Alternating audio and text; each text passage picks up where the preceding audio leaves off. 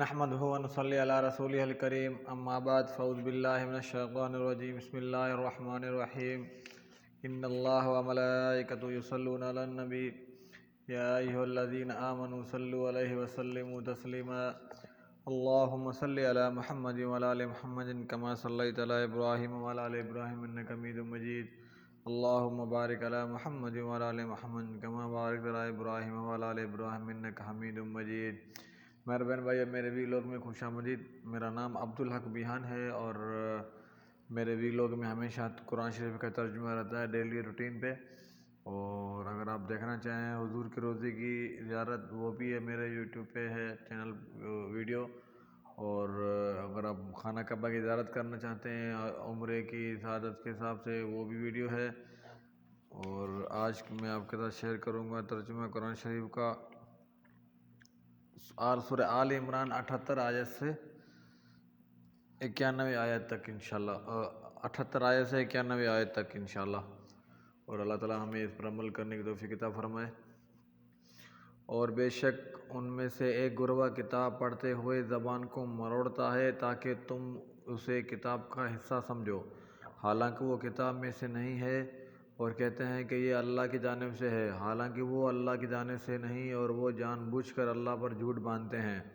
کسی شخص کو لائق نہیں کہ اللہ سے کتاب و حکمت و نبوت عطا کرے، پھر وہ لوگوں سے کہے کہ تم اللہ کو چھوڑ کر میرے بندے بن جاؤ، بلکہ وہ کہے گا تم رب والے بن جاؤ، کیونکہ تم اس کتاب کی تعلیم دیتے ہو اور خود بھی اسے پڑھتے ہو، اور وہ تمہیں یہ حکم نہیں دے گا کہ تم فرشتوں اور نبیوں کو رب بنا لو۔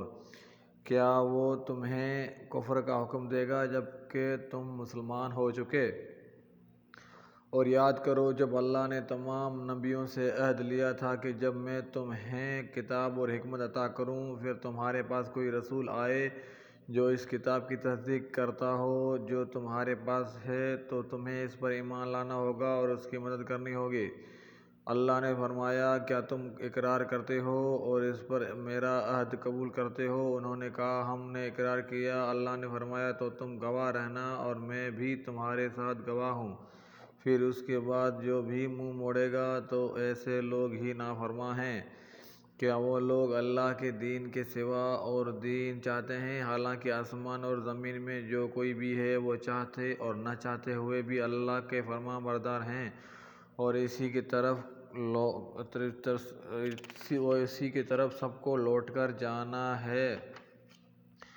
اور کہہ دیجئے ہم اللہ پر ایمان لائے اور اس پر بھی جو کچھ ہم پر نازل کیا گیا اور جو ابراہیم علیہ السلام، اسماعیل علیہ السلام، اسحاق علیہ السلام، یعقوب علیہ السلام اور ان کی اولاد پر نازل کیا گیا، اور ان کتابوں پر بھی موسیٰ علیہ السلام، عیسیٰ علیہ السلام اور دوسرے نبیوں کو ان کے رب کی طرف سے دی گئیں۔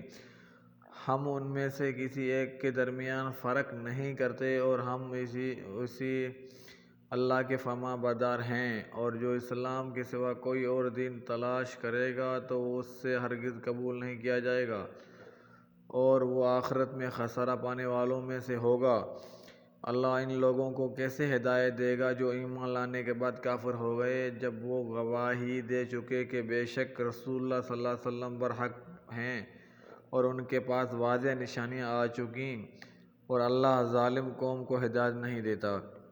ان لوگوں کی سزا یہی ہے کہ ان پر اللہ کے فرشتوں کی اور سب لوگوں کی لعنت ہے، وہ اس لعنت میں ہمیشہ رہیں گے۔ ان سے عذاب نہ تو ہلکا کیا جائے گا اور نہ ان کو مہلت ہی دی جائے گی، مگر جن لوگوں نے اس کے بعد توبہ کر کے اپنے اصلاح کر لی، بے شک اللہ بہت بخشنے والا نہایت رحم کرنے والا ہے۔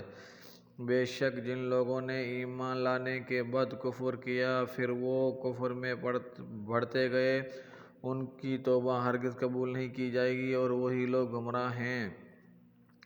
بے شک جن لوگوں نے کفر اختیار کیا اور حالت کفر میں مرے، ان میں سے کسی سے زمین بھر سونا بھی قبول نہ کیا جائے گا، اگرچہ وہ فدیے میں دینا چاہیں۔ انہی لوگوں کے لیے دردناک عذاب ہے اور ان کا کوئی مددگار نہ ہوگا۔ اور آگے حدیث شریف میں لکھا ہوا ہے معلوم ہوا کہ نبی کریم صلی اللہ علیہ وسلم کی رسالت پہ ایمان لانا فرض ہے۔ آپ صلی اللہ علیہ وسلم نے اللہ کی قسم کھا کر فرمایا، اس امت کے یہود نصارہ میں سے جو بھی میرے بارے میں سنے اور پھر میرے لائے ہوئے پیغام کو مانے بغیر مر جائے تو وہ ہمیشہ کے لیے دوزخی ہوگا۔ اللہ اکبر۔ اللہ تعالی ہمیں اس پر عمل کرنے کی توفیق عطا فرمائے۔ اور آج ہم کل اسی جو ترجمہ پڑھا اس کا تھوڑا سا حصہ پڑھیں گے، مگر کل سے جو ہے نا ہمارا چوتھا سپارہ شروع ہو جائے گا انشاءاللہ۔ ہماری محنت انشاءاللہ رنگ لائے گی۔ اور میرے ویو جو نا بہت کم ویور ہیں، تو کوئی مسئلہ نہیں ہے، جتنے لوگ بھی دیکھتے ہیں اللہ ان کو اس کا اجر دے، اللہ تعالیٰ ان کو سمجھنے کی توفیق عطا فرمائے، کیونکہ اللہ تعالیٰ نے قرآن شریف ہمارے لیے ہی نازل کیا، ہم ہی وہ قوم ہے جو اس سے ہدایت حاصل کریں گے۔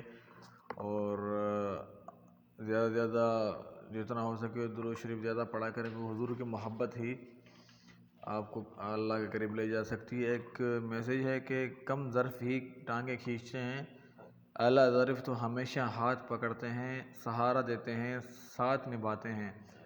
تو آپ اعلیٰ ظرف جو ہے نا بنیے، کم ظرف نہ بنیے، لوگوں کو، اپنے رشتہ داروں کو، اہل عیال کو، اپنے دوستوں کا ساتھ دیجیے، اور کسی سے حسد مت کریے، کسی کے ساتھ زیادتی مت کریے، کسی کی اگر آپ کے بس میں ہے کسی کی ہیلپ کرنا، اگر ہیلپ ضروری نہیں کہ آپ پیسوں کے حساب سے ہیلپ کر رہے ہو، اس کا ہیلپ کا کئی طریقے ہیں۔ آپ کسی کو اچھی رائے دے سکتے ہیں، کسی کو اچھی نصیحت کر سکتے ہیں، کسی کو اچھا راستہ بتا سکتے ہیں، کسی کو غلط سے منع کر سکتے ہیں۔ آپ کئی طرح کی ہیلپ ہو سکتی ہے۔ ہم اگر یہ سوچیں کہ صرف ہمارا خرچہ ہوگا، اس میں کوئی خرچہ نہیں ہے، بلکہ ہمارا یہ فائدہ یہ ہوگا کہ ہمارے اعمال نامہ بڑھ جائیں گے۔